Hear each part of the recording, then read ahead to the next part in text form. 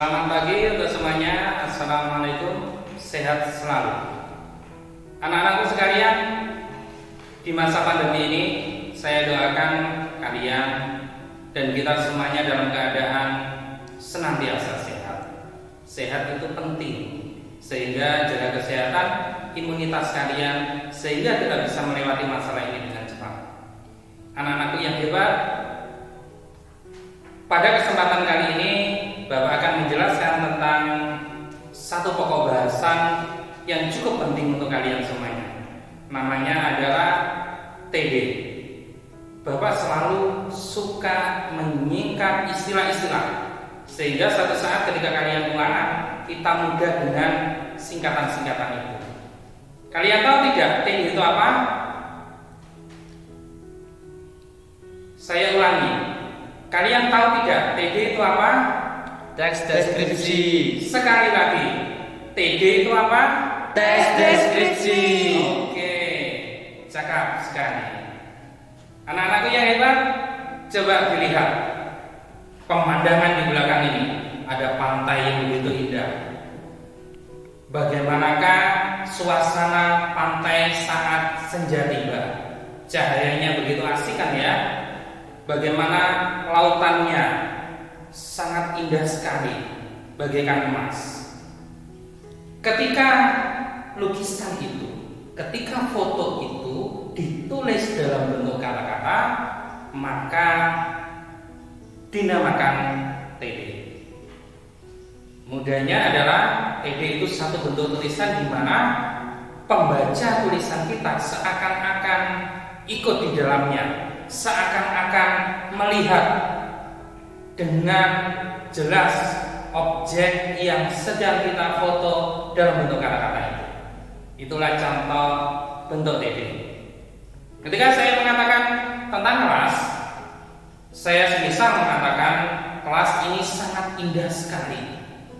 Di depan ada papan tulis putih. Bagian atas ada kipas angin yang masih sangat bagus.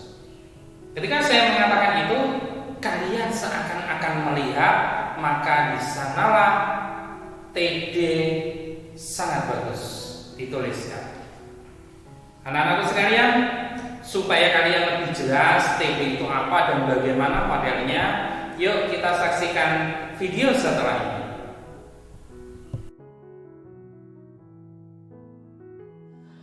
Teks deskripsi adalah sebuah paragraf di mana gagasan utamanya itu disampaikan dengan cara menggambarkan dengan secara jelas objek, tempat, atau peristiwa yang sedang menjadi topik atau tema kepada pembaca, sehingga si pembaca seolah-olah merasakan langsung apa yang sedang diungkapkan dalam teks tersebut.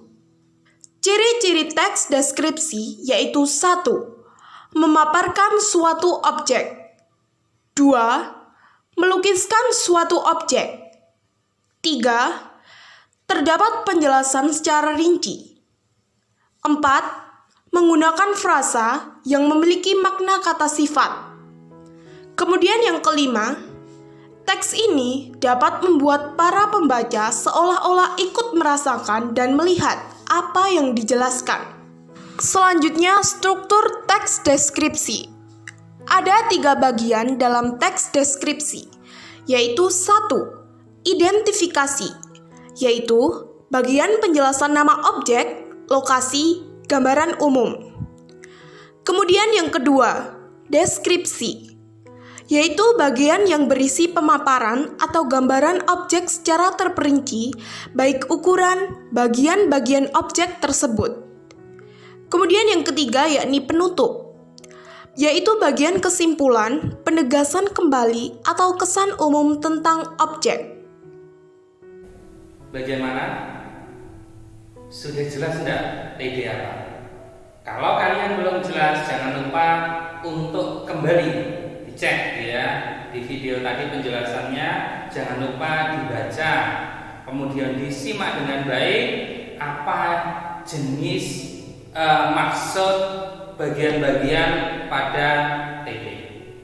Oke, selanjutnya anakku, coba Bapak mencontohkan. Silakan dilihat di bagian belakang ini ada ada gazebo. Ya, gazebo ini tempat di SMP 1 Balongpanggang yang cukup diminati oleh siswa, cukup disenangi.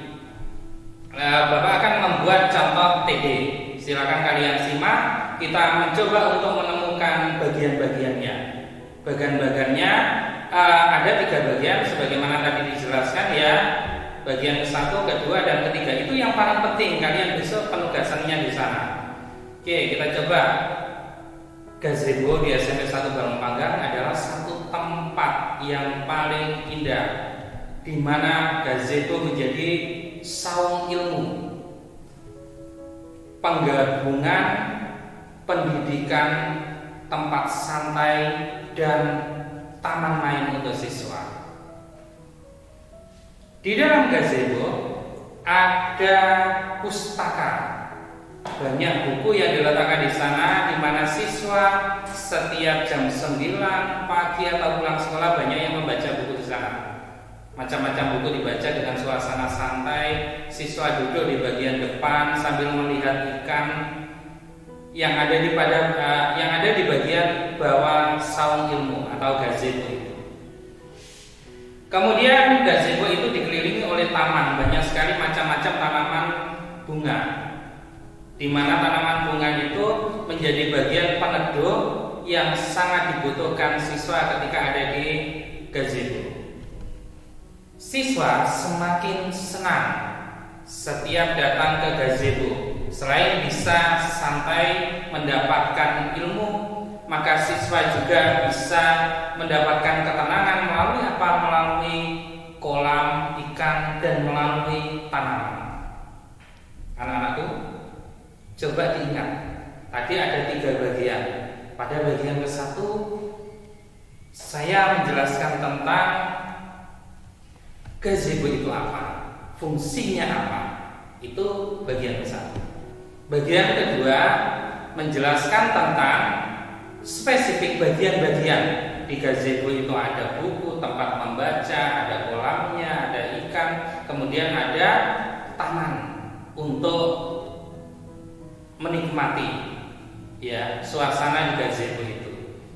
Kemudian pada bagian 3 ada satu bentuk kesimpulan atau kesan bagaimana siswa itu senang, siswa itu enjoy, siswa itu asik ketika ada di gazebo. Sebab apa? Sebab tadi penjelasan mulai bagian 1, bagian 2 dan disimpulkan pada bagian 3. Inilah contoh susunan TD yang baik. Anak-anakku sekalian, selanjutnya saya minta kalian untuk mencoba membuat TD. Apa yang kalian buat? Boleh aktivitas kalian ketika membaca buku. Bagaimana suasananya kalian tuliskan. Atau ketika kalian membantu ayah ibu ke sawah, bagaimana suasananya sawah kalian bisa kalian tuliskan dalam bentuk TD. Sampai sini saja, kita ketemu dengan pembahasan selanjutnya. Assalamualaikum.